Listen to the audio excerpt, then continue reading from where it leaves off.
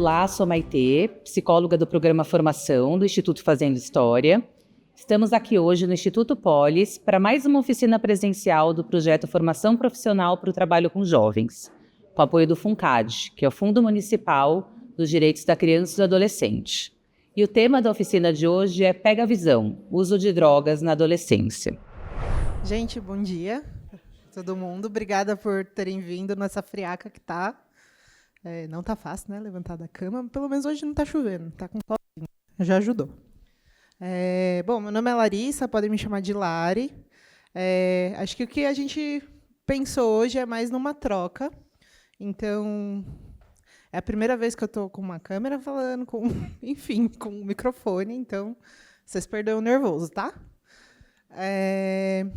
Bom, eu trabalho no CAPS Infantil há 5 anos.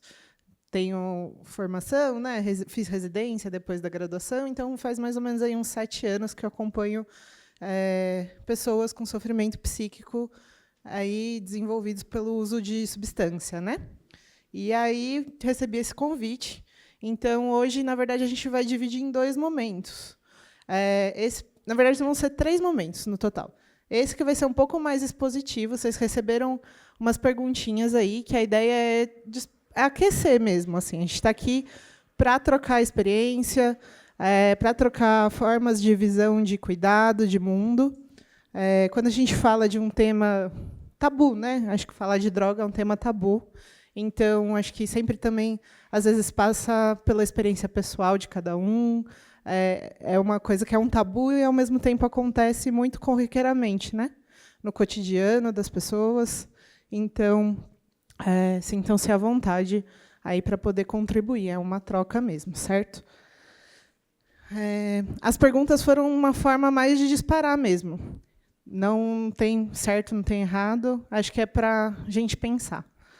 Então, os objetivos de hoje, acho que a gente tem de refletir sobre as formas de pensar sobre o uso de substância, né, de drogas, ampliar o conhecimento sobre o tema, apresentar as principais discussões que ocorrem atualmente, tanto no mundo quanto aqui no Brasil, conhecimento sobre alguma das drogas ou das substâncias mais conhecidas, né?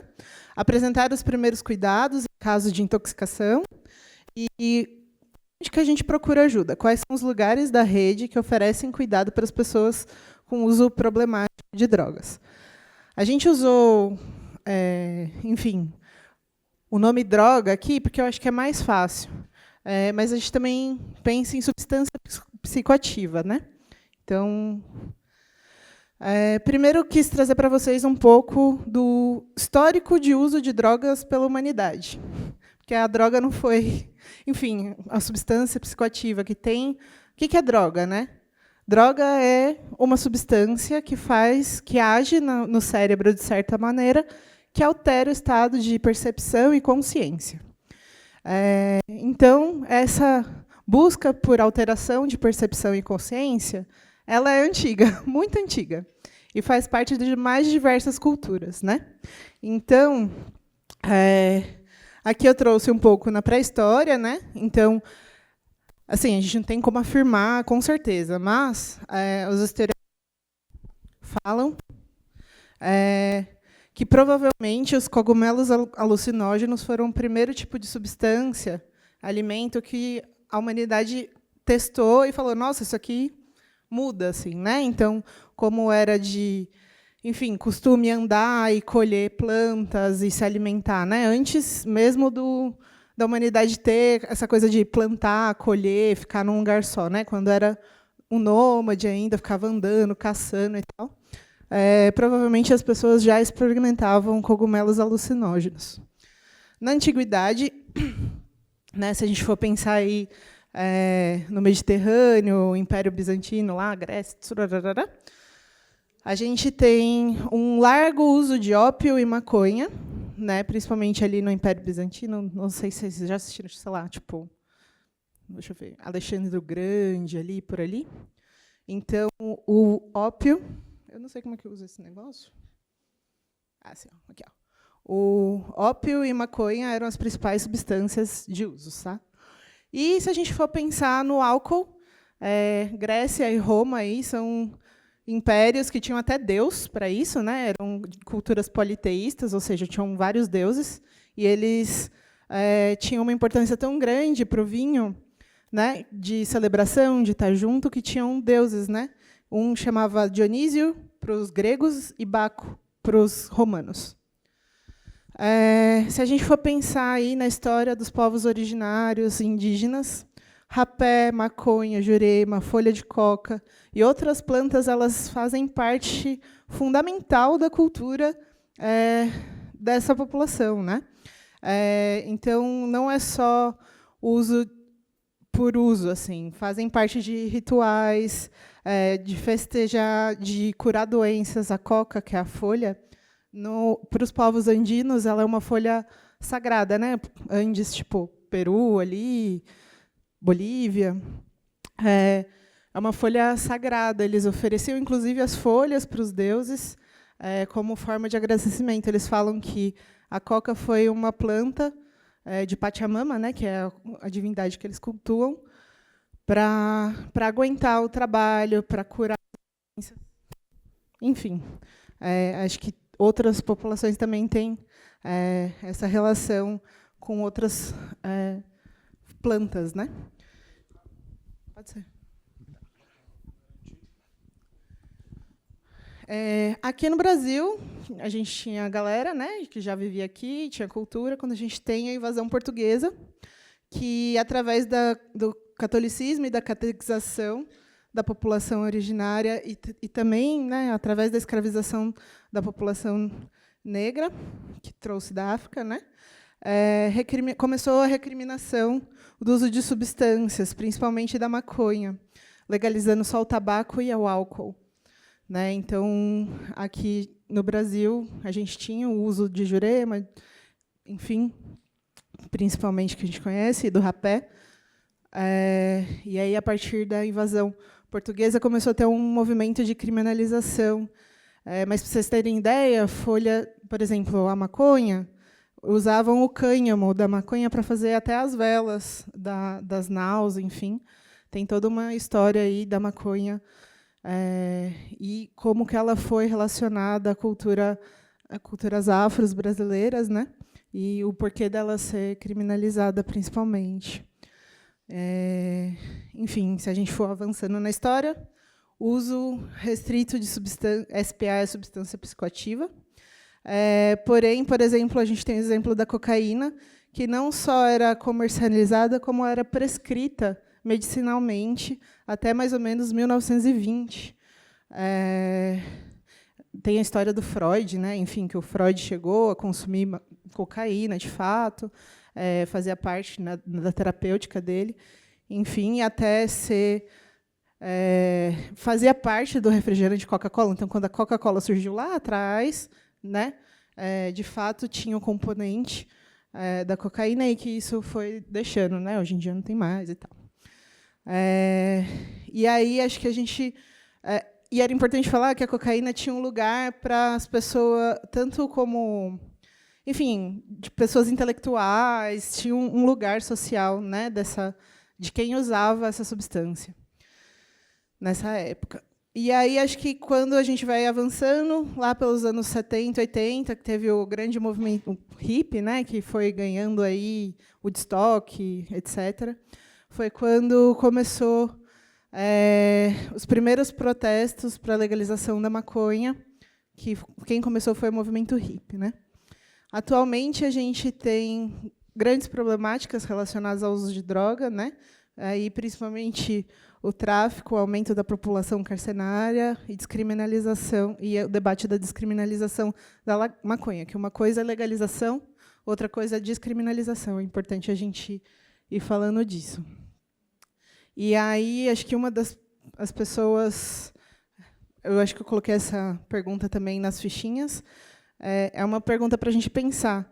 Por que no Lollapalooza não tem ação da polícia e no baile funk tem? É uma coisa para a gente pensar, porque a gente sabe que no Lollapalooza rola muita droga, sabe que no baile funk tem droga. Agora, por que... Exato. Tem aí uma questão de classe e raça. Quem que está no Lollapalooza, quem que está no baile funk, né? Aqui eu trouxe um mapinha para a gente ir pensando nas posições, para a gente ir pensando assim, desde mundialmente para o contexto que a gente tem. Então, por exemplo, a gente tem alguns países como Espanha, França, Alemanha, Luxemburgo, Holanda, Suíça, Noruega e Dinamarca, que são países onde existem salas de uso assistido de substância, ou seja, lugares onde as pessoas vão, usam a droga e tem todo um aparato de saúde e profissionais acompanhando esse uso, acompanhando essas pessoas, fazendo com que elas façam um uso seguro de substância, né? É polêmico, mas existem esses países, né, que têm esse tipo de política, certo? Por outro lado, a gente tem países como Tailândia e Malásia que existem pena de morte para caso você seja pego traficando substância. Hoje, no Brasil, a gente tem 832 mil presos. É a segunda maior população carcerária do mundo. E a maior parte das pessoas que estão presas hoje é por conta de tráfico. E aqui a gente tem alguns países que legalizaram a maconha. Não só descriminalizaram, mas como legalizaram. Malta, Alemanha, Uruguai e Canadá. Eu não coloquei os Estados Unidos, porque os Estados Unidos também alguns estados, né, a legislação deles é por estados. Então, é como, sei lá, que em São Paulo fosse descriminalizado, em Goiás é criminalizado, Pernambuco é legalizado. Então, os Estados Unidos têm alguns estados em que o uso da maconha é comercializado e permitido. Acho que é importante falar. Tem um documentário na Netflix, quem tiver interessado sobre aprofundar essa questão, que chama Baseado em Fatos Reais. Raciais, mentira. E que ele vai falando de que como que foi feita essa legalização nos Estados Unidos e que, mesmo com a legalização, quem está na frente dos negócios e quem está ganhando dinheiro com isso é a população branca, não a população negra. E aí, enfim, tem alguns estudos, né, no Uruguai, no Canadá, de como, a partir da legalização, houve não só fiscalização, mas, enfim, diminuição aí, da contaminação da substância, né, porque, hoje em dia, falando da maconha especificamente, a gente tem comércio de que a gente chama de prensado, né, que é um monte de coisa que não se sabe o que é, pode ter desde pelo de rato a maconha mesmo, que é o prensado, né, que é o mais barato, consumido e legalizado, né, comercializado aí, e não a flor da maconha, enfim. E aí as diferentes formas de que isso pode acarretar, inclusive, no uso das pessoas, né? Enfim, isso aí é só um panorama mundial para a gente ter ideia. Aqui no Brasil está acontecendo uma discussão muito importante, que é a PEC, né, que é a Emenda Constitucional 4523, que é conhecida como PEC das drogas, que criminaliza a posse e porte de qualquer quantidade de droga. Isso está sendo votado no Senado, atualmente, é uma coisa importante de falar. Enfim, não existe nenhum tipo de regulamentação para separar quem está traficando de quem é usuário. Isso fica a critério da polícia e do delegado da estação. Então, se você for pego com meio baseado, você pode ser incriminado por tráfico. E essa PEC meio que legaliza isso, assim. E aí uma pergunta para a gente pensar: quem que vai ser enquadrado nessa lei? Quem tem um helicóptero de cocaína e nada acontece, ou a galera da quebrada? Enfim, acho que a gente tem dois grandes modos de ver o uso de drogas. Não sei se todo mundo lembra da propaganda do Drogas, Diga Não, e aí tinha uma mãozinha. A gente vai ligando essa propaganda numa abordagem que a gente chama de proibicionista. O que é? Quando a gente fala, não vamos falar sobre isso, ou vamos falar sobre isso, enfim, diga não, só isso que a gente vai falar sobre drogas, né? É uma abordagem que relaciona o uso de substância como um problema de segurança pública, principalmente, a abstinência como o único cuidado possível. Então, a gente só consegue cuidar das pessoas caso elas estejam sem usar droga. Tem uma valorização muito grande do saber técnico científico, principalmente aí da figura do médico, do doutor do juiz, do doutor. O juiz vai saber melhor o que é para você, o médico vai saber o que fazer, quem vai saber é o psicólogo, enfim, assistente social.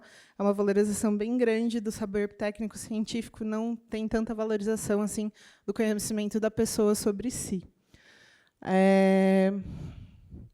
E a gente tem uma perspectiva que a gente chama de redução de danos. A perspectiva de redução de danos, ela parte do princípio de que o sujeito sabe sobre si, né? E que é uma construção coletiva de saberes. Então, não vai ter um juiz ou um médico que vai ter uma receita para você parar de usar drogas. Se você quiser parar, você para, né? Tipo, vamos trabalhar para isso. A gente faz o que a gente chama de plano terapêutico, enfim, o objetivo do sujeito com o sujeito, é construído junto com a pessoa.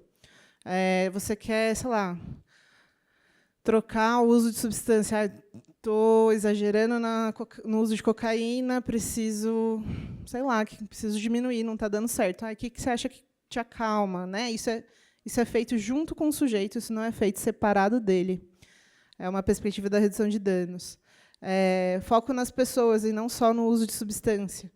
É isso, tem muitos motivos do qual as pessoas usam drogas, né? Então, não acho que, enfim, o uso que traz prejuízos para uma pessoa acontece do nada, né? E aí acho que tem outras coisas acontecendo na vida dessa pessoa, outros direitos, às vezes violados, e a perspectiva de redução de danos trabalha muito com isso, de ver o todo que está acontecendo na vida da pessoa. Um cuidado para além das drogas, então, essa perspectiva de garantia de direitos, de luta por direito à alimentação, a descanso, a espaço seguro, à saúde, porque muitas vezes, quando a gente fala que usa substância, não pode ter, sei lá, uma pneumonia, porque as pessoas só vão enxergar a pessoa que usa substância na frente, né? Sei lá, quebrou o braço. Ah, não, mas, sei lá, usa maconha, tem que passar pelo psiquiatra. Não, quebrou o braço, precisa engessar o braço, precisa cuidar do braço, né? Enfim, a gente vê isso acontecendo bastante no dia a dia. Não tem receita singular. Se vocês me falarem como faço para os adolescentes pararem de usarem vape, eu vou falar, não sei. Tem que ver com cada um, tem que ver com cada escola, tem que ver com cada lugar, assim. Então, não tem uma receita pronta, é um processo coletivo de troca. Enfim, acho que é uma perspectiva aí que vai trazendo o viés da diversidade, né, de que não tem um jeito só. Então, assim, se o objetivo do sujeito for parar de usar completamente qualquer tipo de substância, qualquer que seja, vamos estar com ele, beleza, é o seu ponto de vista. Vamos construir junto com você. Como que a gente faz para chegar aí? Mas se uma pessoa falar, não, eu não quero parar de usar droga, quero continuar usando meu cigarro. Quem aí não usa cigarro? Hoje em dia, ou bebe cerveja, de vez em quando dá uma exageradinha. Né? Então, não vou parar de usar droga, vou diminuir, vou conseguir trabalhar, estudar, fazer outras coisas na minha vida, mas eu quero continuar usando minha substância. Né? Então, tá, como é que você vai fazer isso de uso seguro? Como é que você não pode ser pego pela polícia e parar, sei lá, na Fundação Casa, na prisão, por causa disso? Tem um jeito seguro, estando no país que a gente está? Não tem? Como é que a gente faz essa discussão, né? Aí aqui eu trouxe um pouco das substâncias mais conhecidas, né? Mas antes de fazer essa pergunta, na verdade, eu ia perguntar para vocês qual substância vocês acham que mais mata no mundo, assim, aqui no São Paulo, vamos lá. E o álcool é legalizado, é o álcool mesmo que é responsável por acidente de carro, principalmente, né? E agressão familiar, né? Briga, enfim, é uma substância que ela é legalizada. Então, passa propaganda na TV, beba com moderação. Enfim, tem todo um comércio em cima do álcool e, enfim, é isso. Então, a gente tem álcool, solventes, conhecido como loló, lança-perfume, cola de sapateiro, canabidioides, eu coloquei, que aí pode ser tanto a maconha, haxixe, cocaína, alucinógenos que pode ter em bala, LSD, doce, cogumelos. O tabaco, a gente não fala, mas é uma droga. O famigerado K2, K9, que acho que agora tem sido, né, na verdade, desde 2020 para cá, tem sido uma substância que tem estado muito presente, principalmente se a gente for pensar nos adolescentes. E ainda, agora começaram a sair algumas análises sobre o K2 e K9, mas ainda a gente tá patinando assim para saber entender muito, né? Acho que saiu alguns artigos recentes, inclusive material do Ministério da Saúde sobre. Se vocês quiserem, depois eu posso passar para o pessoal e o pessoal difunde. E o vape. Eu trouxe o vape porque eu acho que tem sido uma questão assim que quantitativamente em serviços que às vezes estão de acolhimento institucional, né? Acho que vape, maconha e álcool talvez sejam as substâncias que estão mais presentes assim no dia a dia dos adolescentes, né? E que o vape tem sido um fenômeno social mesmo, aí ligado à adolescência. Acho que se a gente fazer uma comparação com o surgimento do tabaco lá, em que o tabaco era hollywoodiano, saiu um cowboy lá pedindo um Marlboro e tinha toda uma propaganda. Acho que existe o mesmo movimento aí relacionado ao vape de alguma forma dentro do TikTok aí dos adolescentes, né? Enfim. E aí acho que é importante falar que cada substância tem um tipo de modo de agir no corpo, né? Não tem, e assim, não é uma coisa que todo mundo, por exemplo, se a gente sair para o bar aqui fingindo que a gente vai sair 6 horas da tarde, se eu tomar 2 latinhas de cerveja, vai ser o efeito diferente que vai causar nele, que vai causar nela. Então, assim, isso para todas as substâncias, apesar de elas terem um sistema de ação, né, no nosso sistema nervoso central, cada uma vai agir de um jeito em cada corpo.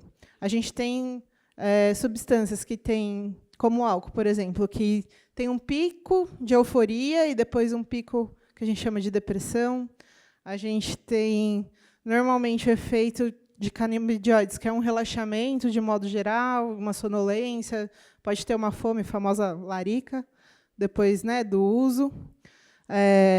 Cocaína, que a gente tem outra coisa assim, né, de um pico de energia muito grande, e depois, normalmente, vem um momento mais depressivo, e a mesma coisa acontece com os alucinógenos, né?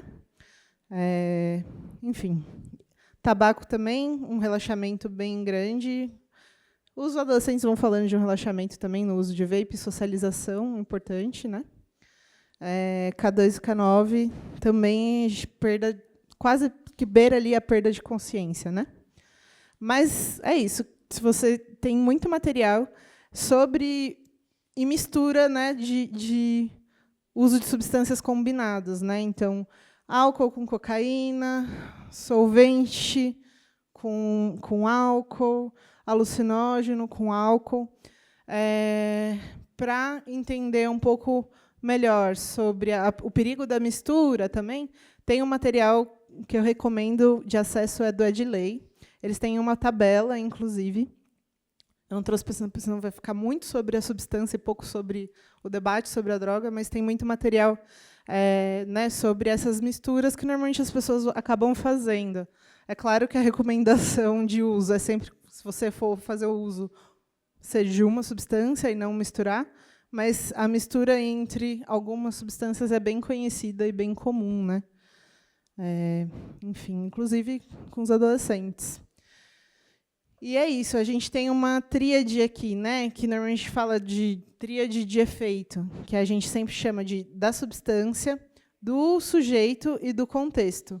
Então, às vezes, se eu tomo um copo de vinho em casa com crush, é diferente de eu tomar, sei lá, um copo de vinho no happy hour com uma galera, assim, por exemplo. O efeito, a duração, né? E o mesmo vale para todas as substâncias, né? Sempre tem, a gente nunca vai falar que a mesma quantidade age do mesmo jeito sempre, né? Sempre depende do momento do sujeito. Por exemplo, tem muita gente que fala que não posso fumar maconha quando eu estou muito triste, porque senão eu entro numa coisa assim muito ruim, bad trip, e é muito difícil de sair, eu fico angustiada e piora, né? Então, isso também vai do momento que está o sujeito, aonde que está o sujeito, se o sujeito está acompanhado de pessoas que sabem que vai cuidar dele ou não, né? Meninas que fazem uso de substância, por exemplo, vão numa festa. Muitas vezes acontecem casos de assédio, abuso, por conta de estar num ambiente que acaba fazendo uso de substância, fica, enfim, não tem quem cuide, e aí, enfim, né, as amizades somem e acaba acontecendo uma violência, né? Então, e aí não é só pela substância em si, é pelo contexto, momento do sujeito. Então, a gente sempre fala dessa tríade importante de substância, sujeito e contexto.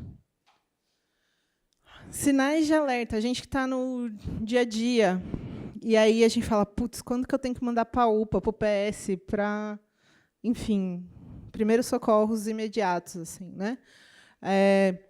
Aqui eu dividi, né, em 2 tipos, que a gente chama de overdose, ou, enfim, de muito uso, de drogas depressoras, que é álcool, principalmente o álcool, assim, né? Perda de consciência, confusão mental, sonolência excessiva, falta de força, quando a pessoa não consegue, né, enfim, nem levantar direito. Sinais bem importantes da gente estar atento. Mudança da respiração, se a pessoa começa a ter dificuldade de respirar, tá? Principalmente se está babando, é bem importante a gente ficar atento para não ter risco de engolir, engasgar com baba ou vômito. Lábios azulados, não sei se alguém já chegou a ver, mas o lábio perde a cor e fica, ou, né, no caso da pele negra, mais azul branquiçado, assim, e no caso da pele branca, bem azul. Esse é um sinal importante da gente procurar ajuda imediata, assim, né? Sintomas de overdose de drogas estimulantes, né? Também tem a perda de consciência, uma confusão mental que não melhora, não passa, assim. Paranoia, alucinação. Acho que é importante estar em comunicação com a pessoa para a gente entender o que ela está pensando, para ver se ela consegue expressar, porque tem algumas pessoas que não conseguem falar, né, sobre o que está acontecendo, só, sei lá, fica com aquele olho assim, tipo, ou fugindo, um pouco persecutório, sai perto de mim, não sei o quê. Fica até um pouco mais agressivo, né? Pupila que dilata e fica muito dilatada e não volta, né, ao normal. Dor no peito, dor de cabeça muito forte, febre, convulsão. Aí são casos extremos, assim, né?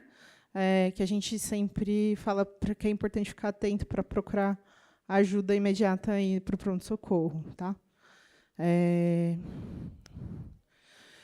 Serviços que podem ajudar no cuidado.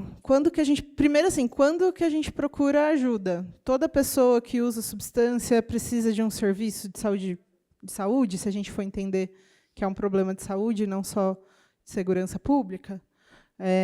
Não é toda pessoa que usa, senão estava todo mundo aqui, sei lá, né, num tratamento de saúde. Então, primeiro, quando começa a interferir muito na regulação do sono, humor e apetite. Então, quando você tem uma perda de fome, emagrecimento, não consegue dormir de noite, muito irritadiço, muito sensível, às vezes. E é claro que tem sempre o contexto das coisas que estão acontecendo na vida da pessoa, gente. Isso né? Quebra de relações importantes para o sujeito. Então, às vezes, distanciamento de pessoas que essa pessoa sempre teve um vínculo bom e começa a se afastar, não falar, né? Enfim, são alguns sinais de alerta. E não conseguir fazer atividades significativas. O que são atividades significativas? Para cada um é um. Tem gente que gosta muito de cozinhar, tem gente que odeia cozinhar. Tem gente que gosta muito de futebol, tem gente que gosta muito de ler. Então, se a gente observa que tem uma mudança na dinâmica dessa criança, desse adolescente, que não gostava muito para sair para jogar bola toda tarde, enchia o saco para pedir para jogar bola e não está pedindo mais para jogar bola, está quieto no canto, é uma mudança de comportamento importante. E aí, talvez caiba, sim, levar num serviço. Dentro da rede, a gente tem os CAPS-IJ, que são Centros de Atenção Psicossocial e Infanto-Juvenil, para crianças e adolescentes até 17 anos, e 11 meses e 30 dias. E os CAPS-AD, que são Centros de Atenção Psicossocial de Álcool e Drogas, que é para a população acima de 18 anos. E Unidade Básica de Saúde. Acho que o posto de saúde é sempre uma referência, inclusive, para encaminhar, para explicar como que funciona o CAPS da região, para, às vezes, até avisar o CAPS da região sobre esse caso específico. Cada CAPS funciona de um jeito. Aqui em São Paulo, majoritariamente, os CAPS funcionam das 7 da manhã às 7 da noite. Alguns possuem a modalidade 3, que é o acolhimento integral. Hoje em dia, a gente não fala em internação, né? Acho que os adolescentes, muitas vezes, têm muito resistência para ir no CAPS, mas acho que é interessante, caso tenha algum caso que vocês estejam preocupados, né, poder também, como serviço, falar com o CAPS para ver o que o CAPS consegue fazer. E a UBS também. É isso. Acho que a primeira parte. Aí, agora a gente vai para a segunda parte. Na verdade, espera aí. Calma. Alguém tem alguma pergunta? Ou, sei lá, queria falar alguma coisa?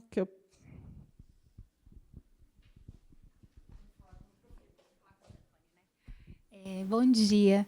Eu fiquei pensando só, Lari, quando você traz a questão da UBS, né, como um apoio. Porque, pelo menos no meu entendimento, eu não sei se tem nada descrito na legislação, mas as UBSs elas não atuam na prática de redução de danos igual o CAPS, né? Porque tem territórios que não têm CAPS. Por exemplo, eu só tenho CAPS-AD e é caso de adolescente.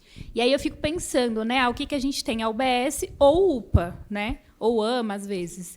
E aí, quando você chega lá e o adolescente está, né, passou por alguma situação, está prestes ali a ter uma overdose, a UBS não tem preparo, né? Não tem eles vão acolher na questão da saúde, mas não tem essa conversa, não tem esse cuidado de pensar a prática de redução de danos. Então, vem numa lógica bem proibicionista também. Então, aconteceu isso porque você está usando. Não tem aquele acolhimento de falar, olha, vamos reduzir e pensar em algo mais leve, enfim.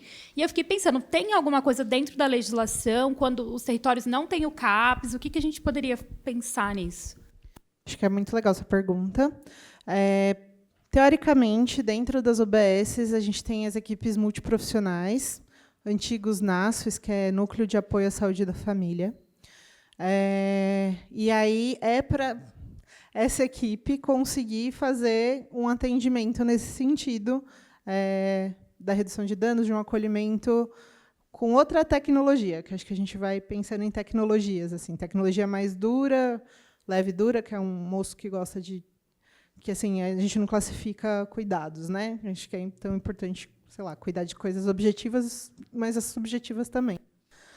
É importante na UBS tentar ver... Não é todo UBS que tem, infelizmente, a gente teve um sucateamento importante, né, das unidades básicas de saúde.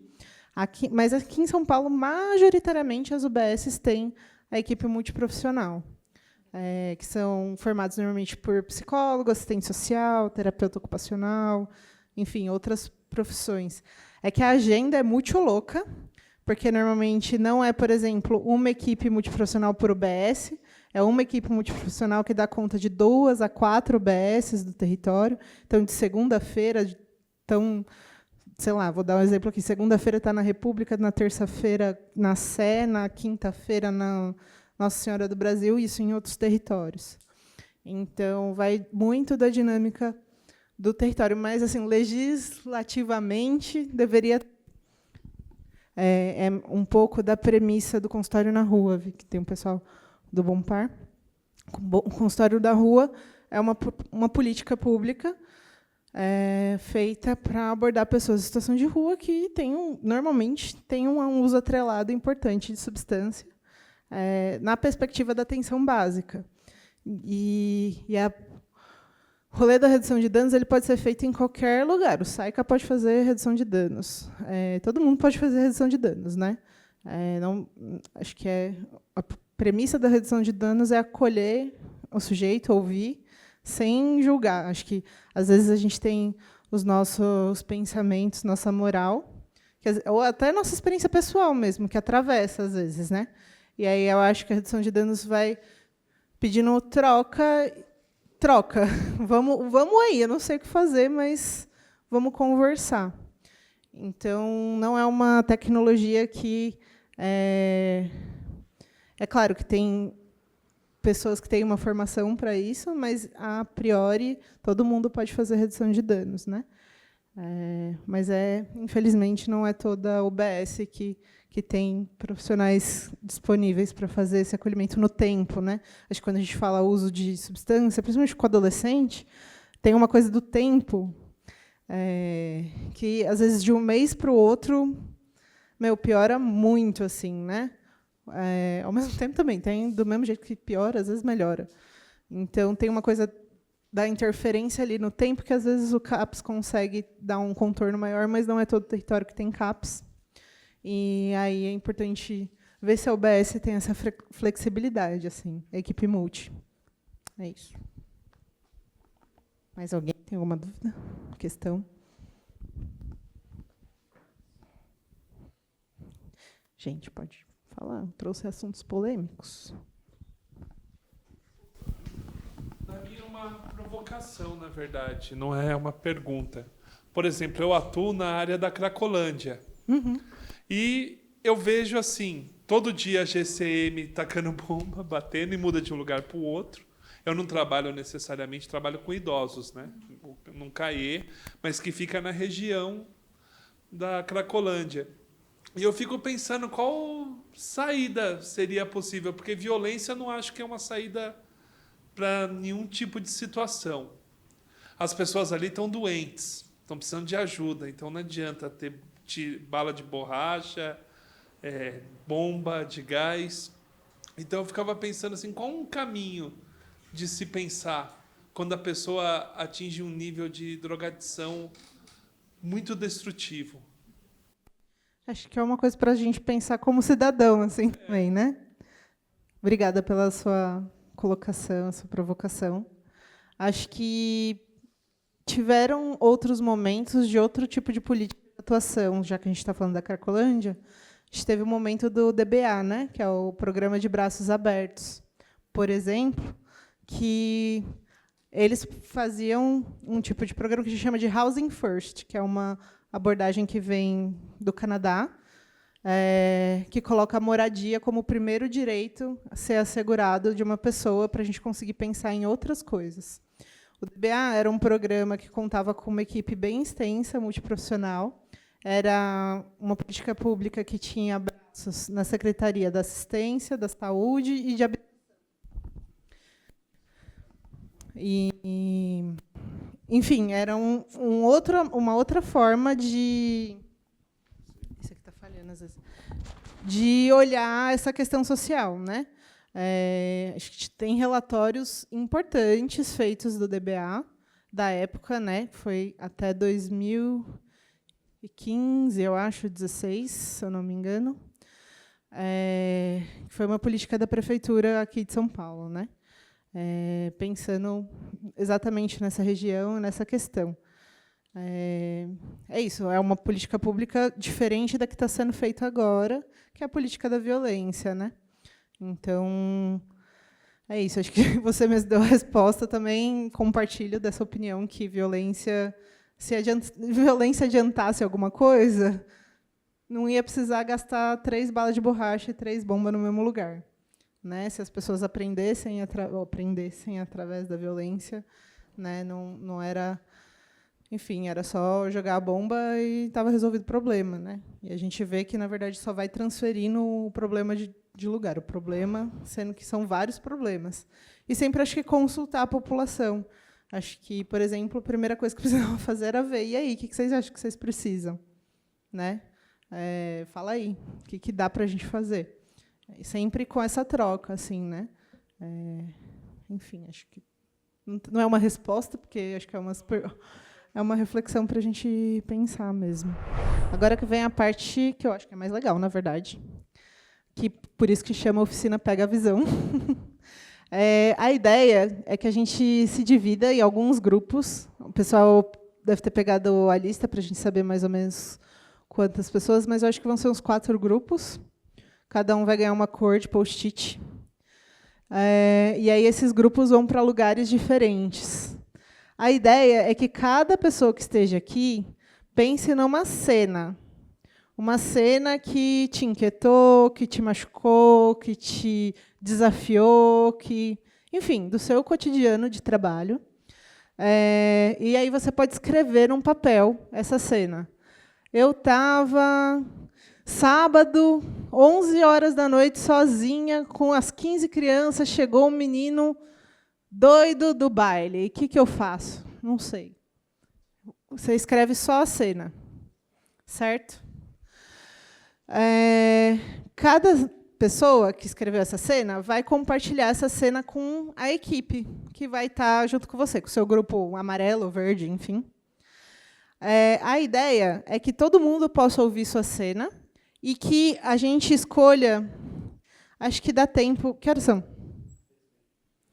Acho que dá tempo. 2 cenas para a gente se dependurar nessas 2 cenas, tá? A gente vai fazer uma análise dessa cena e depois a gente vai ter um outro momento de finalização que a gente vai vir aqui e escutar de vocês como é que foi esse momento, enfim, de compartilhar as cenas. O que a gente vai fazer com essas cenas escolhidas? A gente vai analisar elas por camadas. Assim. Quem são os sujeitos que estão nessa cena? Qual que é a idade? Qual que é a raça? Qual que é a ocupação? Quem são esses sujeitos que estão na cena? De onde que eu venho? De que eu penso? Debruçar nesses do quem. Qual local, território que ela acontece? É no CAPS? É na rua? É na Fundação Casa? É no SAICA? Qual a história dessa instituição ou desse lugar? De onde que saiu o SAICA?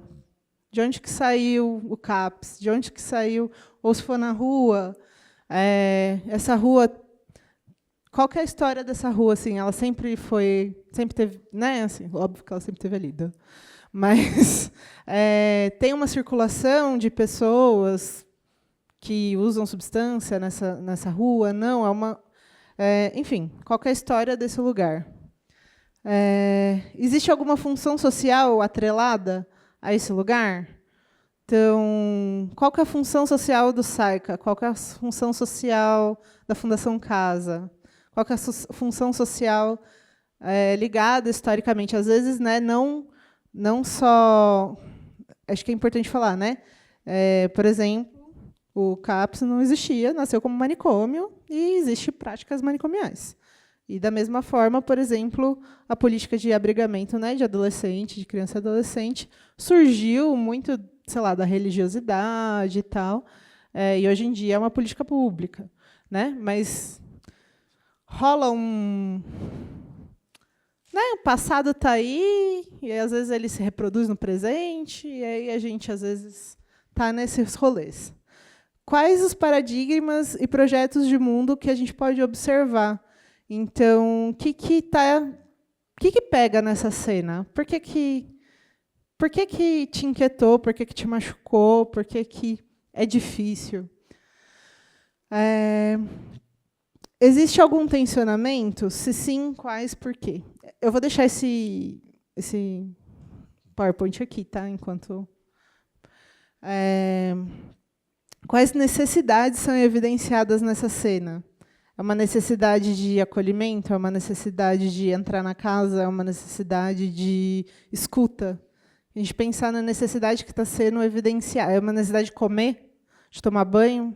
Qual que é a necessidade que está evidenciada? De desafio? Enfim. Aí vocês colocam... Não tem certo, não tem errado, gente. Podem ficar muito à vontade, tá? Quais são os desejos e objetivos né, dos sujeitos envolvidos nessa cena? Quais são os desdobramentos possíveis? Ele pediu para... Era 2h da manhã, chegou bêbado, pediu para entrar no SAICA, eu não sei o que fazer. eu, sei lá, chamo a polícia, eu acolho, se eu deixar entrar, vai acordar todo mundo, os outros adolescentes vão me cobrar, enfim. É para a gente ir colocando todas as paranoias, às vezes, que passam na nossa cabeça, fantasias, etc. Quais facilitadores ou barreiras que estão presentes? O que eu tenho dentro do meu serviço que me ajuda a fazer um cuidado, o que eu tenho que me atrapalha? Quais os verbos presentes na cena? Aí, isso eu vou pedir para vocês escreverem no final, num cartãozinho, os verbos mesmo. Verbo no sentido de ação. Quais são os verbos que estão presentes? Assim, cuidar, falar, acolher, negar. E aí é para a gente pensar em ações que aconteceram ou que vocês discutiram nessa cena. Não tem certo, não tem errado. Acho que a ideia é a gente poder falar dos desafios e de onde que isso pega, assim, né? Acho que a ideia é a gente escolher cenas que são difíceis mesmo, que vão ter diferentes pontos de vista, são de discussões e que estão muito presentes no dia a dia de quem está com criança e adolescente em diferentes contextos e que é muito desafiador mesmo, né? Acho que a ideia é ser um momento que a gente troque, né, e que todo mundo possa se sentir à vontade. Por isso que a gente vai dividir em grupos menores. E que se a gente se debruce nessa cena. É isso, deu para entender, mais ou menos? Certo? Gente, a gente vai começar a distribuir por cor. E aí, enquanto está distribuindo, eu só queria mostrar para vocês, esse é o site da Edilei. No site tem vários materiais disponibilizados gratuitamente, estão em PDF. É só imprimir. Tem tanto de cartilha por substância, assim. Então, eu vou abrir aqui uma para vocês verem. Por exemplo, essa cartilhinha da maconha. Enfim, dicas de redução de danos, quais são os efeitos, cuidado. Enfim, tem tanto por substância quanto geral, assim. Então tem, tá vendo? Álcool, êxtase, bala, pop, que é um tipo de plantas do poder, que aí fala mais de cogumelos e tal. E tem outras cartilhas também, falando de drogas. Importante, o Edilei conseguiu lançar uma cartilha sobre os Ks, tá? Então, é um material inédito, então eles conseguiram organizar um material sobre as drogas K. Então, está disponível nesse site também, tá? Sim, é só ir no site, aí está aqui escrito biblioteca, aí publicações. É edilei.org. É uma ONG. Acho que é legal falar. O Edilei é uma ONG que existe há muito tempo aqui em São Paulo. Eles são parceiros nossos no meu trabalho pessoal, no território. E eles disponibilizaram todo o material que eles têm de forma gratuita no site. Eles também oferecem informação, enfim. Você vem aqui na publicação, e aí eles têm as últimas publicações deles e, enfim, outras publicações também. Tem esse livro que é muito legal, chama De Rolê, que foi feito com os adolescentes, adolescentes e jovens, né?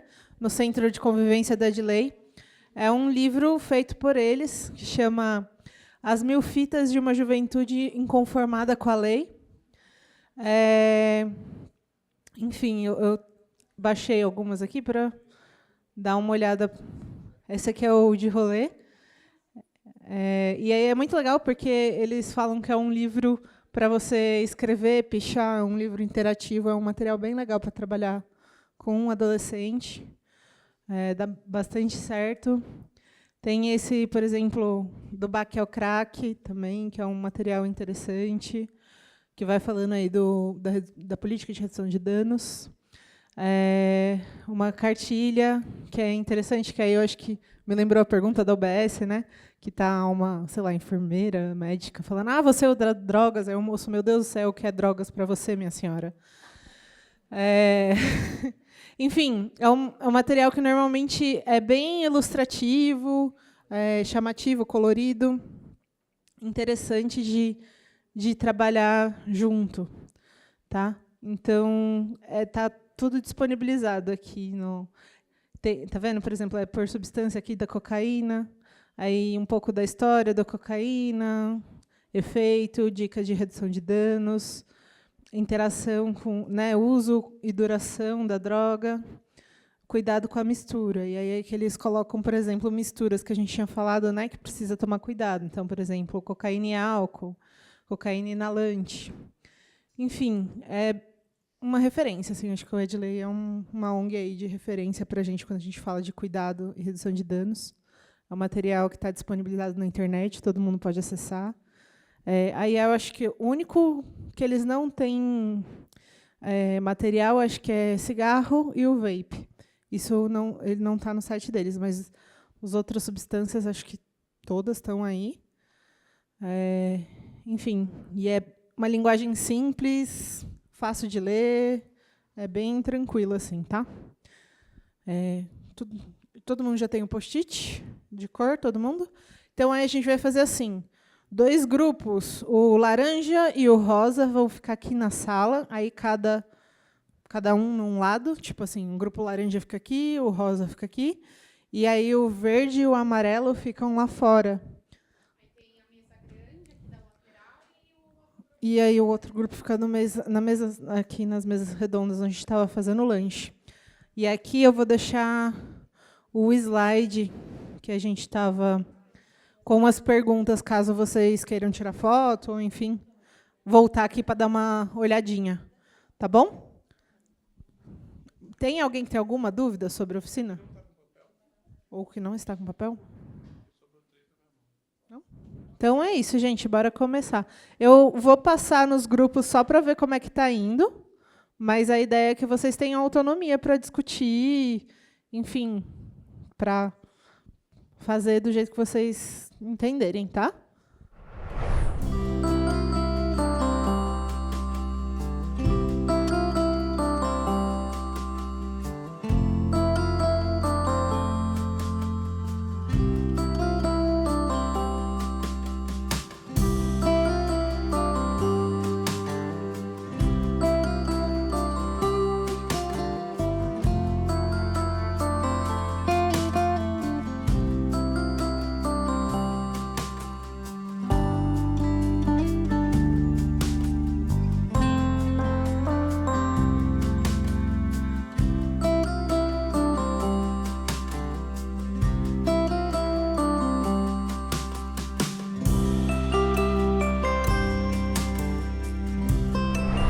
Acho que agora a ideia é a gente compartilhar um pouco de como foi cada grupo e poder compartilhar a cena que vocês escolheram com um grupo maior.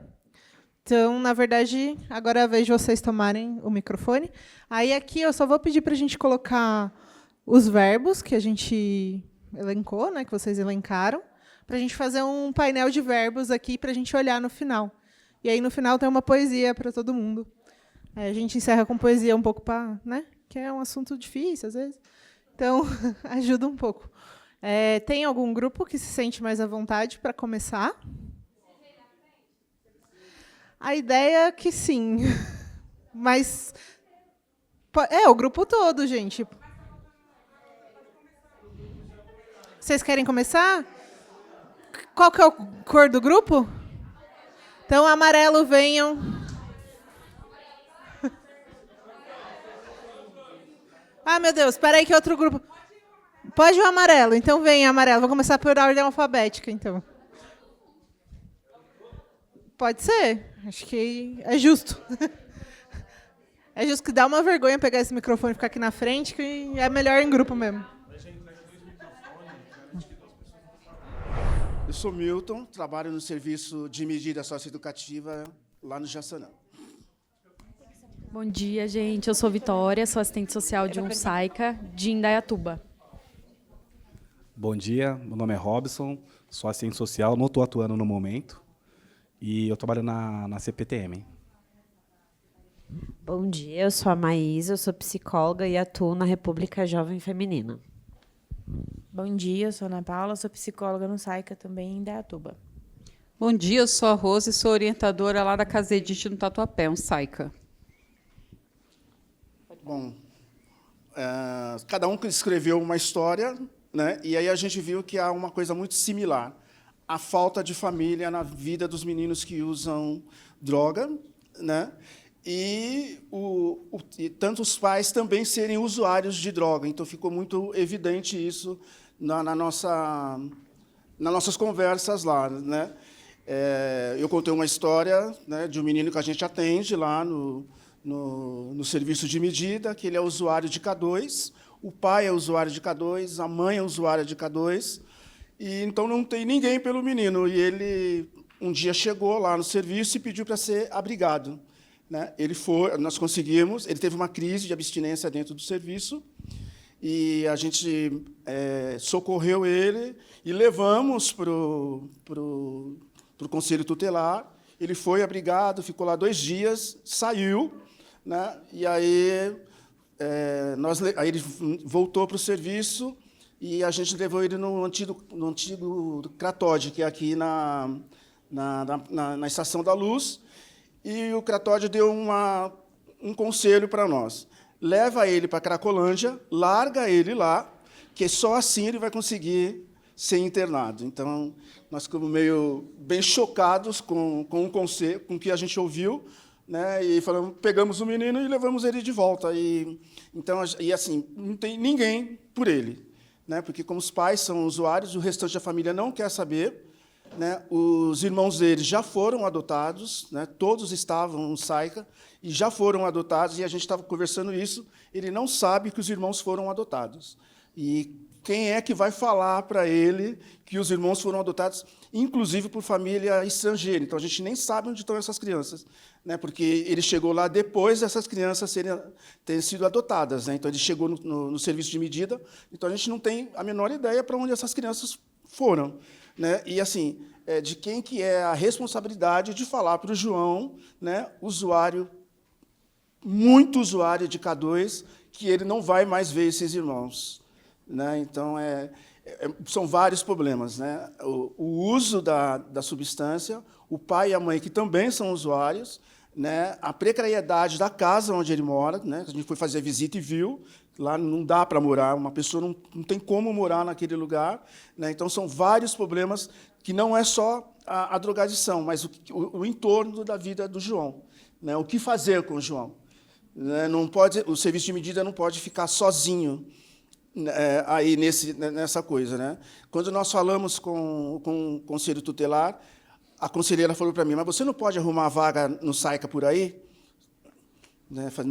Não é atribuição do serviço de medida arrumar vaga no SAICA, é atribuição do Conselho Tutelar. Eu acho que ela não sabia disso, né? Então, a precariedade dos serviços que estão aí, né? E eu trabalho num SAICA, e eu trouxe também para os colegas a dificuldade que a gente está tendo com os acolhimentos com o adolescente ultimamente. De janeiro para cá, eu percebi uma grande demanda de jovens de 16, 17 anos que vêm tudo da rua, fazendo a CAP de Uber, que eles chegam falando, né? Meu Uber me trouxe, meu Uber... E a gente estava com um adolescente de 17 anos, e ele é estrangeiro, trouxe muita dificuldade para o serviço, porque não adere nada, não quer ir no médico, não quer cumprir com regra, não quer estudar, não quer trabalhar, só quer saber de sair para usar. Você fala não, ele pula o portão e vai. Você tenta levar no CAPS, não vou, porque o CAPS é lugar de louco, eu não sou louco. E sobre como que a gente, como funcionário, faz quando esses tipos de situação chegam na nossa mão, porque a gente tem o dever de acolher, mas, às vezes, a gente se sente desprotegido pela rede, não só por conta disso, porque eles vêm ameaçam a gente de morte, eu vou te pegar, eu vou te bater, uns caminham para cima para bater mesmo no educador, bater na tia da cozinha, quer dizer, a tia que cozinha para eles, né, não tem o mínimo de respeito. Outra falou que vai trazer chumbinho para colocar na comida das crianças, porque é só você contrariar. Então, a gente, como educador, como funcionário no SAICA, hoje, na atual situação, que cuida de adolescente, né? A minha colega está ali, a gente que cuida de adolescente, a gente fica assim, como eu vou desenvolver um trabalho? Porque assim, eu vou arrumar um serviço para ele, coloco lá, jovem aprendiz, para ganhar R$800. Ah, tia, mas eu vou bilhetar lá no Tatuapé, eu tiro R$800 se for brincar em 2 dias, e eu vou trabalhar um mês para ganhar 800. Então, é um jogo bem desigual, a gente está numa balança desigual hoje em dia. Sabe? O que a gente tem para oferecer como rede, o que a rede tem para oferecer e o que os parceiros têm para oferecer. Os nossos lá que têm chegado, como a gente está próximo à região do Tatuapé, Belém, é o bilhete, né? Eles vão lá na bilhetar. Tia, ainda fala assim, eu vou trabalhar. Aí volta em situação que a gente não sabe se chama o SAMU, não sabe se manda entrar e tomar um banho, não posso deixar para fora porque é menor, e a gente fica sem orientação. O que a gente faz com um jovem que chega nessa situação lá para a gente no serviço? Teve jovem já que eu fiz sentar no portão e falar, enquanto não passar o seu baque aqui, você não vai entrar. Eu sei que é errado, porque ele também é um menor que precisa de proteção, mas eu tenho, como o nosso é um SAICA regular, eu tenho criança de 0 a 12 anos também. Então, como eu faço para proteger? Porque eles chegam agressivos, eles chegam violentos, não quer tomar um banho. Aí estão vindo para a gente com piolho, a gente dá roupa para eles voltam sem as roupas, vende a roupa, vende o tênis. Esses dias a gente estava com uma infestação de... Como que é, Stephanie, que a gente tinha lá? Percevejo, que eles vêm da rua, daquela situação, não quer, você vai pedir para tomar um banho, não quer. E a gente, como funcionário, o que a gente faz? É essa a nossa demanda para vocês. O que a gente consegue fazer com um jovem que chega nessa situação, sabendo que a gente precisa acolher, mas quem vai acolher quem está acolhendo também? Quem vai instruir quem está cuidando? O que a gente faz? Aí fica a minha pergunta.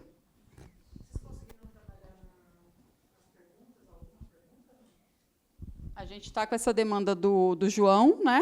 O que faz com o João? Quem conta para o João? Quem vai dar a cara para falar para o João? Então, a gente está com essa questão e a minha pergunta é, como nós, como funcionários do SAICA, o que a gente faz? No SAICA, não estou falando no SAICA porque eu trabalho no SAICA, mas, no geral, com essa demanda que tem chegado até a gente, jovens de 16, 17 anos, que chega nessa vida louca e nessa balança desigual, porque o que a gente tem para oferecer, infelizmente, é muito pouco, perto do que eles têm que as pessoas estão oferecendo um mundo paralelo para eles.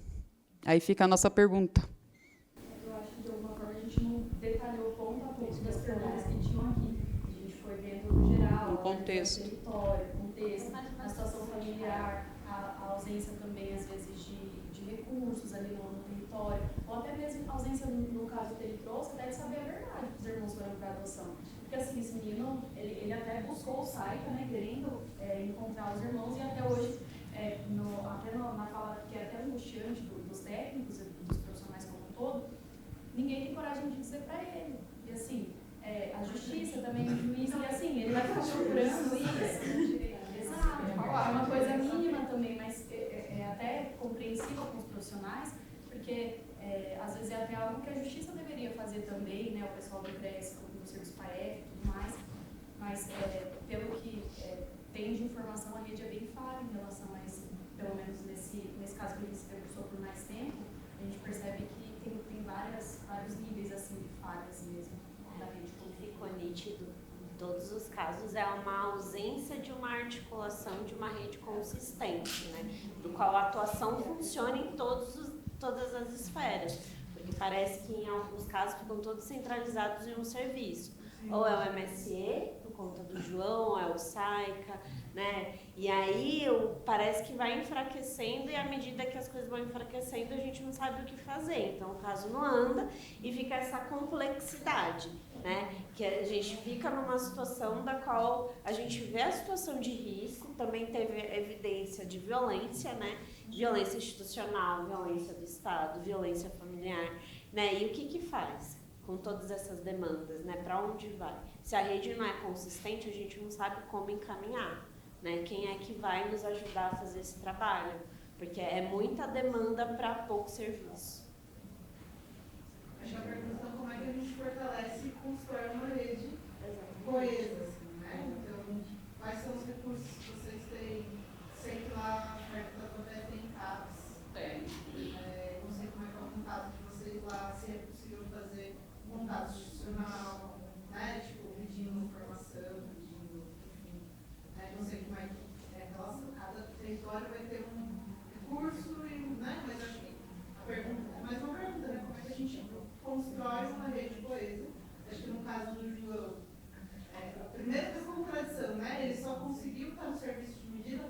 ato infracional. Então, assim, se ele não tivesse o serviço de medida, para quem queria pedir ajuda. Né? Acho que tem muitos adolescentes que não são vistos até o ato infracional, né? E aí eles são vistos a partir e pelo ato infracional, né? E aí, o que isso significa para João? Ela está com um caso aqui, só se me um pouquinho, de que parece que o juiz está segurando o adolescente, não liberando ele para sair porque ele não tem quem fica com ele. Então, ou seja, ele cometeu um ato infracional, já cumpriu e está no serviço porque aqui fora o Estado não oferece, né, os direitos que ele tem, né? Tem muitas adolescentes, assim, acho que tem uma questão legislativa que tem muito adolescente que não está no papel, né? Tem muito adolescente que, de fato, ninguém tem tutela, ninguém cuida, né? E aí você fez 18, Acabou. Acabou. Mais que os 18, mudou da água para o vinho. 17, 18, já não sei, acontece uma ponte de mágica. Parece que eles deixam de existir, né? Deixam de existir a partir que faz 18 anos, né? Mas eu acho que é isso, assim, como que a gente vai construir um cuidado pelo jogo, porque é isso, ele não vai ficar no site, se não for ficar no site, ele vai ficar saindo. Então, como é que a gente faz essas conversas com sites? Porque é muito difícil, é muito complexo mesmo, quais são as estratégias possíveis. Por exemplo, eu estou falando assim, dividindo uma experiência. No caso de Aldo, a gente tem unidade de acolhimento infantil juvenil, que é a única em São Paulo, não tem em outros lugares, porque é muito difícil. Mas é uma estratégia da unidade de acolhimento falar. Você vai dar 10 minutos, pelo menos, antes de entrar. Eu não estou te negando, né? Enfim. Mas você discute, pelo menos. Né? E eu combinado com o adolescente desde o começo. Né? Então, se você faz uso de substância, o que está acontecendo na sua vida para você fazer esse uso? Né? No momento, não no momento, né? Quando você está intoxicado, mas depois que baixa. E aí, com quem você prefere conversar? Né? Tá bom, você não precisa no caso, mas vamos começar essa conversa aqui. Né? Tipo, porque é muito violento, de fato. A gente sabe. O que nós percebemos também, nos estados, é que assim, quando chega no último recurso, né, quando estoura todas as situações, aí ele vai para o SAICA, aí ele vai para uma mudança educativa, só que o Estado anteriormente tem todo. Ofereceu saúde, educação, e aí quando estoura, aí vai para o SAICA, aí ele vai para o... É a ponta da ponta.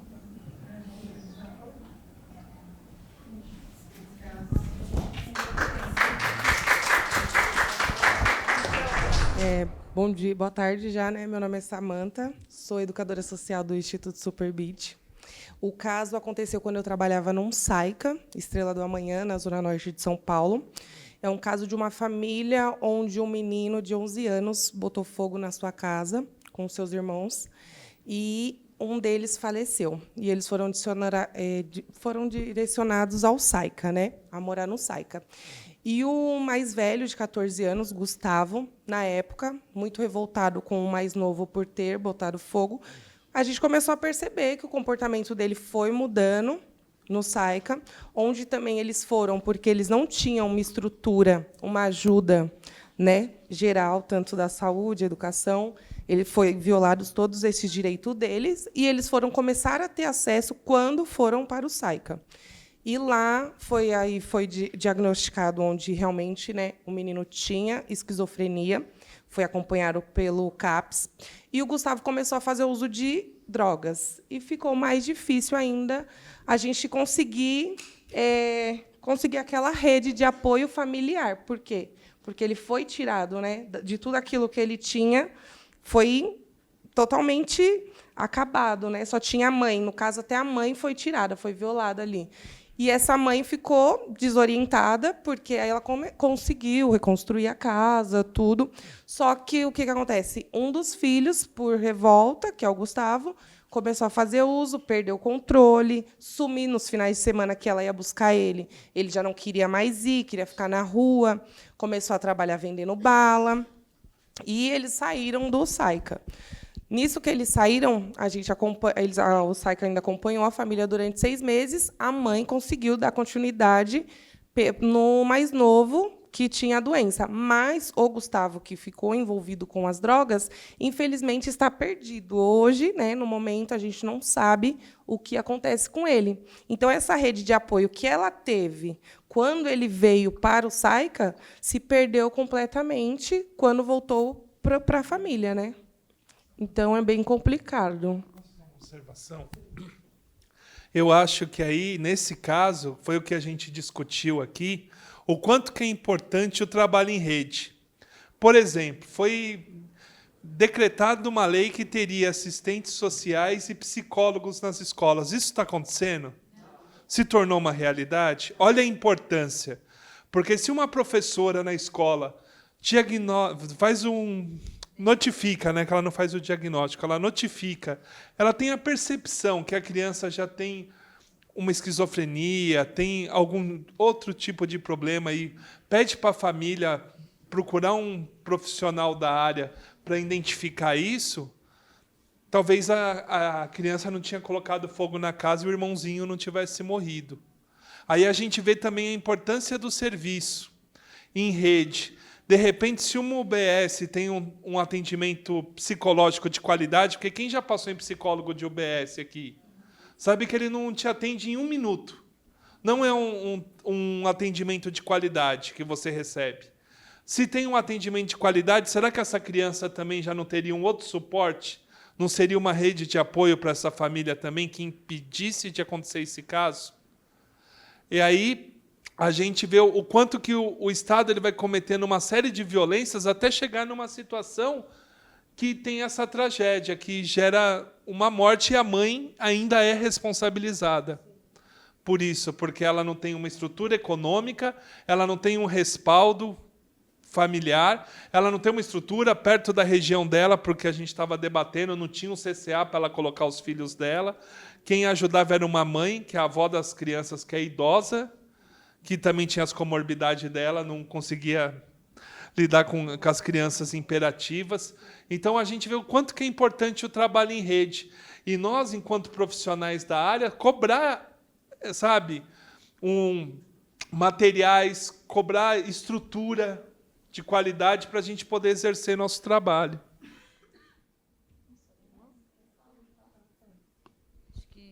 Só para acrescentar mesmo no caso, né? É um caso bem complexo também. Acho que eu vou embora pensando nesse caso, né? Enfim, eu sou meia de pensar. Como nosso colega trouxe, né, na questão da escola, é o que a gente tem se questionado, né? Por exemplo, eu sou assistente social de formação, já estou 10 anos na área social. E realmente é uma luta constante para ter o serviço social dentro da escola, porque a criança, que um dia vai ser um jovem, que um dia vai ser adolescente, que um dia vai ser adulto, ela vai passar ali por diversos desenvolvimentos psíquicos, né?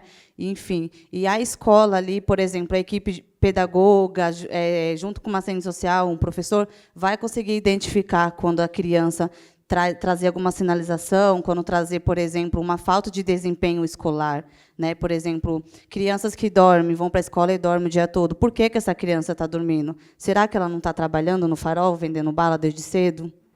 Né? Será que essa criança... Por que essa criança está comendo tanto dentro da escola? Será que é porque em casa ela não tem comida? Como é que está a estrutura familiar financeira, né? Então, exatamente. Então, assim, além da escola, por exemplo, ter sinalizado, né, a questão do menino do Samuel, né, que foi diagnosticado um quadro de esquizofrenia, a questão também, por exemplo, do SASF, né, acho que todo mundo, acho que a maioria conhece, que é um serviço SASF, que atua nos territórios com as famílias. Então, por exemplo, o SASF o SASF é responsável por fazer esse trabalho de prevenção, né, proteção básica. E aí, será que essa família não era acompanhada pelo SASF? Será que tinha SASF naquele território que poderia referenciar essa família, né? Porque a mãe ela precisa trabalhar, né, e não tinha o genitor. A única assistência, a rede familiar, era a avó, mas também com outras questões. Então, essa mãe, ela saía, deixava as crianças, ok, não tinha essa tutela, mas ela tinha que sair para poder trazer, para prover, né, as questões financeiras, alimentação, enfim, tudo. E CCAs? Por que essas crianças não estão em contraturnos, por exemplo, da escola e depois ser inserida para o CCA? elas só tiveram esses acessos de CAPs, CCAs, por exemplo, às vezes até mesmo um atendimento mais qualificado na UBS depois do diagnóstico, após ser inserida por SAICAS. Então, às vezes, a gente acontece, né, o pior, precisa acontecer o pior para que essas famílias consigam ter acesso aos serviços da assistência, né? Enfim, então acho que é uma problemática assim, que a gente percebe o quanto também os serviços não buscam as famílias da comunidade. Então, as famílias, não é todo mundo que tem acesso às informações do serviço. Muitos da gente só vai passar a entender o que é as siglas dos serviços e olhe lá quando a gente entra no serviço para atuar. Exatamente. A OBS ter consciência Isso. de um CCA, a escola ter consciência de um CCA, de uma OBS. Com certeza. O que tem no território, né, para começo de conversa, tipo, esse trabalho geográfico, enfim. Então, agora, o usuário, a família, a comunidade, nem sempre vai ter acesso. Então, eu me pergunto, o que os serviços estão fazendo para levar informação para as famílias da comunidade? Cadê a busca ativa? Cadê o monitoramento? Vamos fazer geográfico. Quais dessas famílias ainda precisam ser inseridas a benefício? Precisam ser inseridas ao serviço de proteção básico de média e de alta complexidade? Acho que seria um pouco disso. E o que vai ser feito do Gustavo, né? Que agora é um usuário. Exatamente. E o Gustavo, né? Que, enfim. Então, é isso. Pode começar? Bom, bom dia, eu sou a Bruna, assistente social de formação. Estou como gerente no serviço de medida socioeducativa no distrito da Moca. Bom dia, eu sou a Thalita, sou assistente social no SAICA de Indaiatuba. Eu sou a Tamires, psicóloga no SAICA Padre Deon, região do Jabaquara.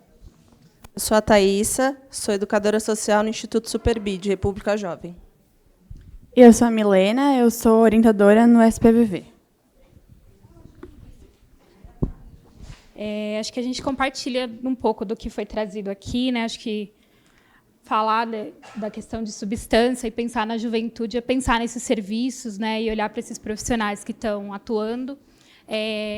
Enfim, a gente conseguiu conversar sobre alguns casos. Eu vou trazer um que apareceu lá na MSE.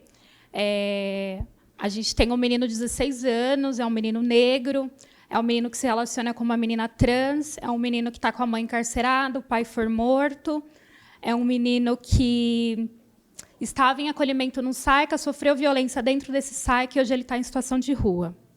Ele chegou no MSE extremamente agitado, porque ele está fazendo uso do K9. Ele chega no MSE completamente sujo, com muita fome, bastante agitado, e aí ele não sabe se ele conversa ou se ele chora ao mesmo tempo. E, para nós, foi uma experiência bem difícil de tentar entender o que fazer com ele. Então, no primeiro momento, a gente oferece um copo de água e tenta ir agindo pela prática de redução de danos, né? Então, oferece água, tenta tranquilizá-lo, ele se acalma um pouco, a gente começa a conversar, ele aceita tomar um banho. Acho que, diferente de SAICA, a MSE não tem verba para alimentação, não tem verba para banho, não tem verba para nada. Então, a gente tenta fazer com aquilo que a gente tem. A sorte é que a gente está no imóvel que tem um chuveiro quente, a equipe leva roupa, leva sabonete, leva as coisas e deixa lá. Então, a gente consegue acolher esse menino, ele toma um banho, come, dorme um pouco, e aí, quando ele acorda, a gente vai tentar conversar. E aí a gente vai entender todo esse contexto. Ele ficou frequentando o serviço, né? Sumia, aparecia, sumia, aparecia. Hoje a gente tem informação de que ele está na região de Santo Amaro, está com essa namorada. A gente foi tentando alguns encaminhamentos com ele, foi pensando em algumas possibilidades, só que ele quer estar no serviço de acolhimento junto com essa namorada. Só que ela é uma menina de 19 anos e ele é um menino de 16. Então, a gente não tem uma política pública que pensa nisso. Ela segrega os adolescentes e jovens e quer que eles fiquem, né, onde o Estado acha que é melhor para eles. Então, esse menino está nessa situação, a gente tem pensado em algumas articulações, falamos com a Defensoria Pública, estamos tentando alguns encaminhamentos, só que ele aparece e some lá no serviço, ele não está vinculado. E a gente ficou pensando quanto, mesmo com todas as dificuldades, uma das perguntas que foi colocada, né, foi sobre esses tensionamentos, né, e tudo mais. Mesmo com tudo isso, ele ainda vê o serviço de medida como um espaço de acolhimento. né? E a gente mesmo sem saber, porque no fazer, né, que a gente encontra os caminhos, a gente foi entendendo que essas práticas de reduzir esses riscos que ele está sofrendo, está exposto, foi o que conseguiu vincular ele. Então, mesmo que ele suma, mesmo que ele esteja fazendo uso, ele ainda aparece lá no serviço, ele encontra na gente um espaço para se sentir acolhido, digamos assim, né? A gente não consegue fazer muito, né? Acho que limitação também é algo bem presente, né, na nossa atuação. Acho que falar sobre o uso de substâncias, drogas, é falar em limitação dos profissionais também, né, profissionalmente e pessoalmente falando também, né, porque a gente se limita, porque a gente acha que a gente sabe o que é melhor para o outro também. Então, e nem sempre é assim. Mas é um pouquinho disso o caso dele, a gente conseguiu refletir sobre algumas coisas, mas entendemos também que a rede é algo que está posta, né? E aí acho que os colegas trouxeram, né? O que fazer quando esses adolescentes chegam nesses espaços? Eu penso muito na nossa responsabilidade ética profissional dentro desses serviços, né? Não sobrecarregando as equipes de SAIC, nem o serviço da assistência, mas se a gente está com esse caso, a gente precisa sair do serviço e buscar essa rede. A gente precisa chamar eles para perto, entenderem que eles também são responsabilidade. O adolescente que está usando drogas não é responsabilidade do SAICA só. É responsabilidade da escola, é responsabilidade do posto de saúde, é de todo mundo. E começar a tensionar isso e colocar isso em relatório e registrar isso. Porque, às vezes, parece que a gente não faz nada, e a gente faz muito, muito além do que a gente deveria, inclusive, né, com todas as dificuldades. Acho que era um pouquinho disso. E nós pensamos também no que antecede, né, o adolescente chegar nessa situação, né, o abandono, a violação de direitos.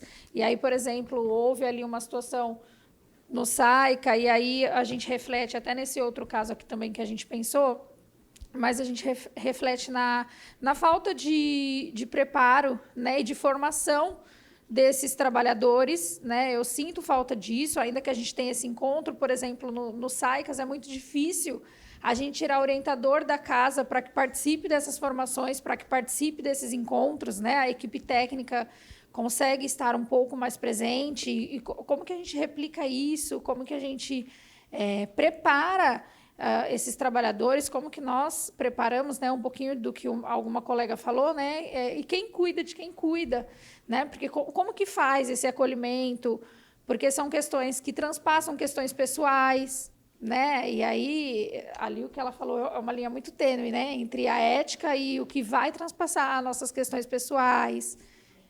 Tem a questão profissional, mas também tem muito a questão afetiva, né? Porque como não vincular, como deixar o afeto de lado para trabalhar essas questões. Sim. Então, acho que todas essas dúvidas, né? E aí a falta que a gente sente, né, de políticas públicas, de preparo mesmo, né, de formação mesmo, para que as equipes estejam preparadas para lidar com essas situações, para lidar com esses adolescentes, com esses jovens. E a gente chegou a pensar também numa outra situação que aconteceu no SAICA, que são de duas adolescentes que não tinham histórico, na verdade, a equipe não tinha conhecimento, né, de que elas faziam uso de álcool e substâncias. E aí a gente fica sabendo, porque de fato chegou numa situação que elas perderam o controle, passaram muito mal na rua e acaba ligando, pedindo socorro, né? E aí a gente descobre dessa forma, e aí para nós, né? A gente lendo aquelas perguntinhas, tipo, qual que é a nossa a reação, né? A surpresa. E aí tem o lado profissional que vai falar, não, você precisa acolher, você precisa direcionar, encaminhar, mas tem aquele lado afetivo que também fala, e aí você acaba assim julgando, né? Você acaba assim brigando. E aí a gente falou um pouquinho da questão do lugar de pertencimento, né? Que a gente tende a falar que está vinculado no território, mas eu vejo que eles estão vinculados nos espaços que prestam atendimento, né? Na rede, não no território. Por exemplo, Jabaquara, classe média alta. Os adolescentes não se sentem pertencentes àquele lugar. Eles saem do SAIC e eles buscam as comunidades, né? Para a ALBA, a gente falou muito, né? Então, assim, eles buscam pelas comunidades, né? Eles não ficam no território, eles não se sentem pertencentes, o que é uma questão também a se pensar. Então, assim, acho que todas as histórias acabam se ligando nisso,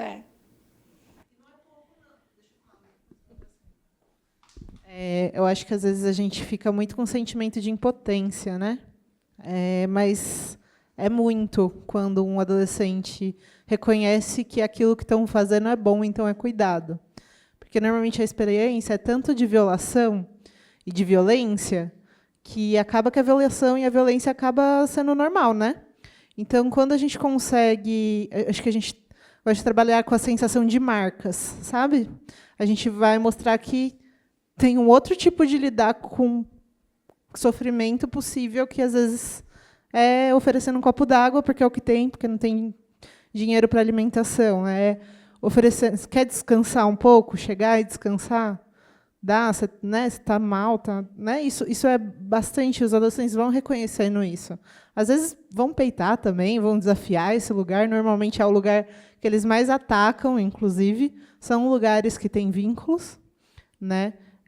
Mas é bastante coisa. Assim, não tem trabalho possível sem vínculo. Acho que isso tem que ficar uma coisa muito clara, assim, com qualquer pessoa, né? Mas pensando em adolescente que faz uso de substância mais intenso, não tem trabalho possível, não dá para a gente começar um trabalho se não tiver esse reconhecimento de vínculo, e que é muito duro e que precisa de mais pessoas para sustentar mesmo, porque normalmente, do mesmo jeito que vem vínculo, vem ataque, vem você aguenta a minha raiva, vem você aguenta tudo isso que aconteceu comigo, né? Mas obrigada, gente. Acho que é isso, que é por conta do tempo. Último grupo.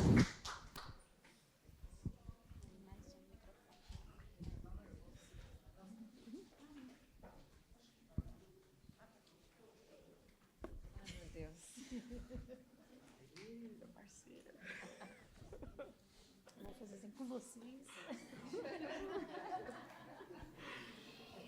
Oi, gente, boa tarde. Eu sou a Miriam, sou educadora social no Serviço de Acolhimento, PAC. Não sei se vocês conhecem. E nós estamos aqui entre educadores, profissionais de SAICA, de SPVV, de República. O que mais, gente? E só. Bom, nós conversamos ali a respeito de um caso, né, uma situação de uma acolhida, lá no nosso serviço de acolhimento, que é conhecida por Japa, né, é uma adolescente de 17 anos, está grávida de 5 meses, já passou por diversos serviços de acolhimento, de acordo com ela, já passou por 30, então, capaz de já ter passado até por alguns serviços aí onde vocês trabalham. E é uma situação bem desafiadora, porque faz uso, né, de K2 ou K9? K2. O pai da criança também, além de situação de rua, também faz uso, né, dessa droga, e, de acordo com relatos dela, com Bombril, que foi uma coisa nova para a gente. Larissa, que está familiarizada, talvez já tenha até mais informações a respeito. E o nosso grande desafio com a Japa é que ela tem um perfil desafiador, agressivo, intimidador. Ela é bem resistente a aderir a assistência, né, do serviço. Tivemos algumas situações onde ela agrediu fisicamente uma profissional do SAICA, uma psicóloga, e agrediu também acolhidos, e tanto fisicamente quanto verbalmente. E assim, a nossa grande dificuldade é como que auxilia, né, essa adolescente, porque ela tem todas essas questões, né? Tem também a questão da gestação, que também deve ser um fator de desespero, de sofrimento. É uma pessoa que já passou por diversos tipos de violência física, sexual, do Estado, de serviços. Então, fica esse grande ponto de interrogação, né? Como que a gente acessa e como que a gente auxilia. Isso mesmo. Ela está para fazer 18 anos. E para onde que vai, né? Porque ela tem um histórico difícil, né? A parceira aqui até falou que, com o histórico que ela tem de agressão, fica difícil um serviço de República aceitar. Então, o caso fica mais complexo ainda. Porque, além da questão da drogadição, tem outros fatores que dificultam o auxílio, né? O auxílio. Como que a gente auxilia um adolescente numa situação dessa? É isso. Não, mas tem as considerações. considerações aqui do pessoal. Tem também, né, a questão da abstinência, que ela está em questão de abstinência e transtorno de bipolaridade. Então, ela foi encaminhada ao CAPS para terapia e redução de danos. Mas como que a gente pega uma gestante e faz redução de danos? Né? De K2 é o grande desafio, né? Não é um cigarro. Então, é uma questão também que a gente fica de mãos atadas, a gente não sabe o que fazer, porque, realmente, as políticas públicas, sociais, ela não nos ajuda, não dá esse respaldo, sabe? Então, a gente fica de mãos totalmente atadas, e essa jovem aí, para fazer 18 anos, cair nesse mundo com um bebê na barriga. E ela evadiu também. Tem outra situação, a gente está esperando 72 horas para ela voltar, para poder ajudar ela. Ai, gente, é sentar e chorar. É socorro, é situação de socorro. Então, pode aplaudir, a gente vai embora, triste. Obrigada, gente. Obrigada. Nossa, dois. Acho que eu fiquei pensando alguma coisa, eu não anotei, mas eu anoto na cabeça, porque se eu anoto no papel, eu não presto atenção. Mas acho que algumas coisas ficaram claras em todos os grupos. Primeiro, quando a gente vai falar de droga, a última coisa que a gente fala é sobre droga. A primeira coisa que a gente fala é sobre direitos que deviam ser garantidos. Então, acho que isso tem que estar claro para todo mundo, assim. Eu brinco que é isso, assim, apesar de fazer um PowerPoint sobre falar sobre a diferença de maconha, cocaína, K2, K9, a primeira coisa que a gente tem que falar é sobre a garantia de direitos. Na verdade, a violação de direitos, né?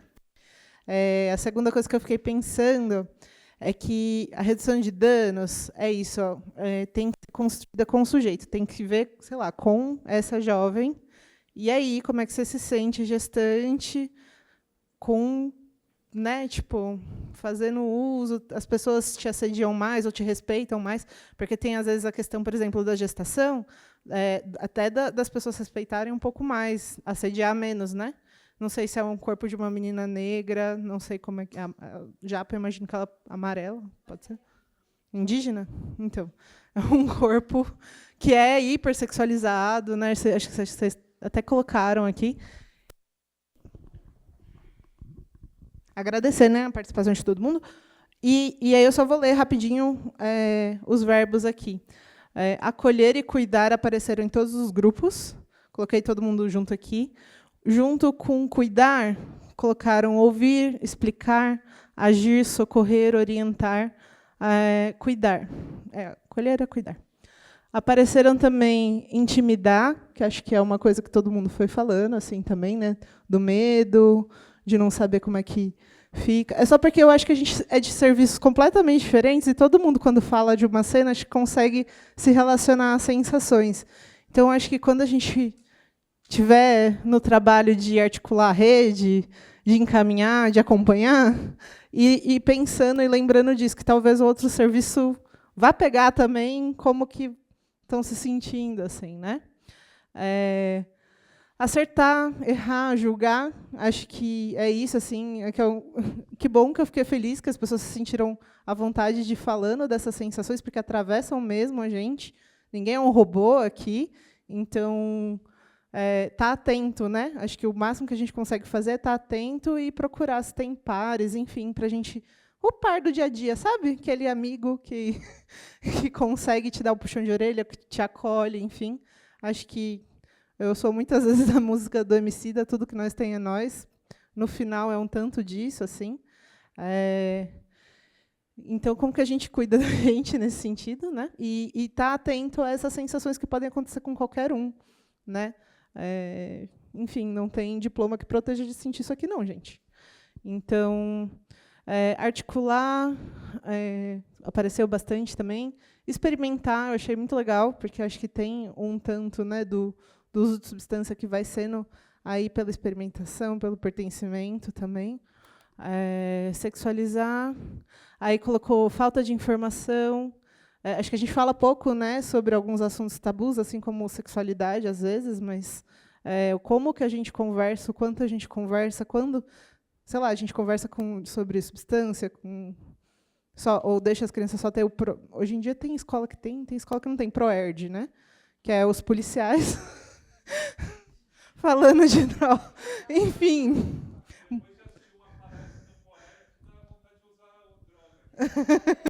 É tipo isso. Dá vontade de tomar uma cerveja depois de assistir a palestra. No mínimo. Mas essa abordagem, como é que a gente tem abordado nos serviços, né? Ou a gente tem levado essa demanda para a gente discutir com adolescente de 11, 12, 13, né? Que a gente acha que não está, mas, gente, tá, né? A droga está no mundo, está na vida cotidiana das pessoas, está na família. Ver o tio bêbado, enfim, né? Acho que isso faz parte. E aí eu deixei um verbo que eu achei muito legal no final, que é esperançar, que acho que é do Paulo Freire, né? Um dos grupos colocou, que é como é que a gente esperança junto nesse caos, assim, né? Mas eu achei muito legal esse verbo aparecer.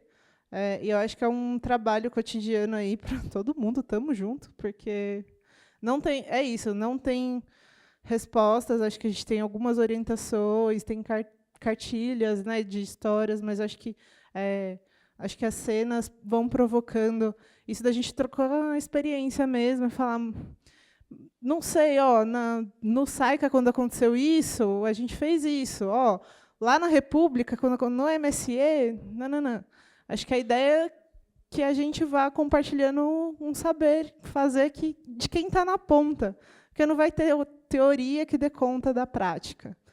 Então, eu acho que quando a gente fala da ponta, é um desafio atrás de desafio. Às vezes falta esses espaços para a gente pensar sobre o que a gente está fazendo no dia a dia, sobre conseguir trazer quem está na ponta da ponta, está no SAICA às 2h quando o adolescente chega, para estar nesses espaços de formação, mas enfim, que bom que a gente teve esse encontro, agradecer vocês por vir nesse dia frio, e acho que é isso, gente. Muito obrigada, viu?